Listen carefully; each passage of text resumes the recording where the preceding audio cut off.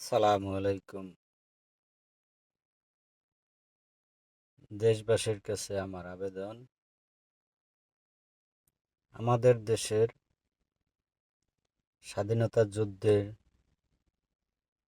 যুদ্ধের পরবর্তী সময়ের যত মুরব্বীরা আছেন এখন পর্যন্ত বেঁচে, দয়া করে তাদেরকে আমি উদ্দেশ্য করে বলতে চাই, আপনারা আমাদের দেশের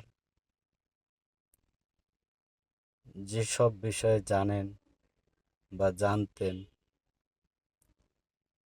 দীর্ঘ 53 বছর লুকায়িত ছিল, এই কথাগুলো এখন প্রকাশ্যে আনুন, সত্য কথা বলুন, দেশের স্বার্থে, দেশের মানুষের স্বার্থে।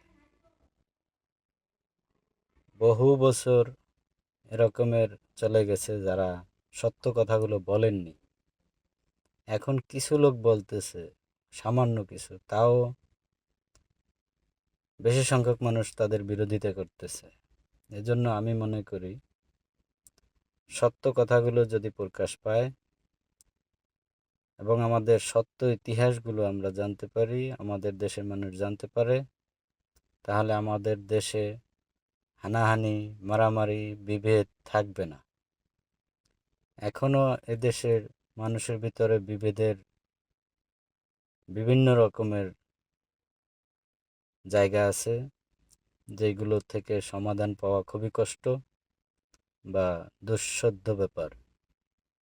যদি পিছনের সেই সত্য ঘটনাগুলো এখনো প্রকাশ পায়, আমি আশা করি ইনশাআল্লাহ এসব